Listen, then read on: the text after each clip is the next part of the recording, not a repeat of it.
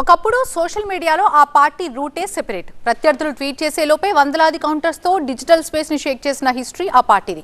Scene cut చేస్తే ఇప్పుడు తెలంగాణలో అదే వేదికపై ఎందుకు నిశ్శబ్దం? గ్రేటర్ హైదరాబాద్ ని 3 మున్సిపల్ కార్పొరేషన్స్ గా మార్చి లోకల్ బాడీ ఎన్నికల రణబేరీ మోగిస్తున్న వేళ బీజేపీ సోషల్ మీడియా వింగ్ ఎందుకు డిఫెన్స్ లో పడింది? కాంగ్రెస్ రీల్స్ వదులుతోంది, మీమ్స్ తో బీఆర్ఎస్ అటాక్ చేస్తోంది. మరి పవర్ఫుల్ డిజిటల్ ఆర్మీగా పేరున్న కాషాయ దళం ఎందుకు సైలెంట్ అయిపోయింది? వనరులు లేవా, లేదంటే ప్లానింగ్ తప్పిందా?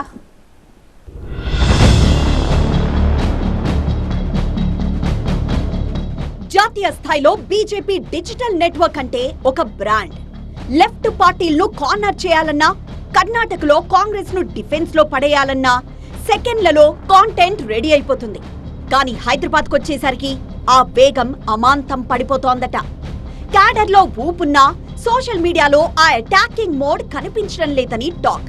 ప్రత్యర్థులు చేస్తున్న ట్రోల్స్ కు, మీమ్స్ కు వెంటనే కౌంటర్ ఇచ్చే ఫాస్ట్ రెస్పాన్స్ టీమ్ తెలంగాణ కమలంలో యాక్టివ్ గా లేవని చెబుతున్నారు.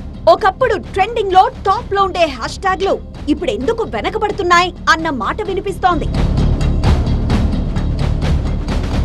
ఈ డిజిటల్ యుగంలో కేవలం కార్యకర్తల్లో ఉత్సాహం ఉంటే సరిపోదు. దాని వెనక ఒక కాంటెంట్ ఫ్యాక్టరీ నడవాలి. ప్రొఫెషనల్ వీడియో ఎడిటర్లు, మీమ్ మేకర్లు, డేటా అనలిస్టులు ఉంటేనే ఆన్లైన్ లో యుద్ధం సాధ్యం.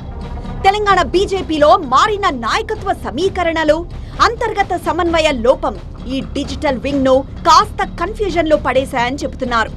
తమ దగ్గర టాలెంట్ ఉన్న యువతున్నారని, కానీ ఎవ్వరికీ ఏ కాంటెంట్ పంపాలో, ఎప్పుడు అటాక్ చేయాలో గైడ్ చేసే కమాండింగ్ వ్యవస్థ లేదని బీజేపీ క్యాడర్ బహిరంగంగానే చెబుతున్నారట.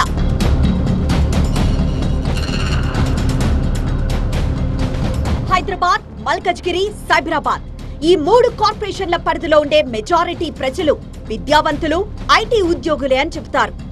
ఇక్కడ ఓటు పడాలంటే స్మార్ట్ ఫోన్ స్క్రీన్స్ ను క్యాప్చర్ చేయాలి. కేంద్ర నిధుల కేటాయింపులపై కాంగ్రెస్ చేస్తున్న ప్రచారానికి తమ డిజిటల్ మీడియా గట్టిగా కౌంటర్ ఇవ్వలేకపోతోందని బీజేపీ క్యాడర్ వాపోతుందట. డిజిటల్ స్పేస్ ను ప్రత్యర్థులు పూర్తిగా ఆక్యుపై చేయకముందే తెలంగాణ బీజేపీ తన పాత విశ్వరూపాన్ని ప్రదర్శించాలని వాళ్లు కోరుతున్నారు.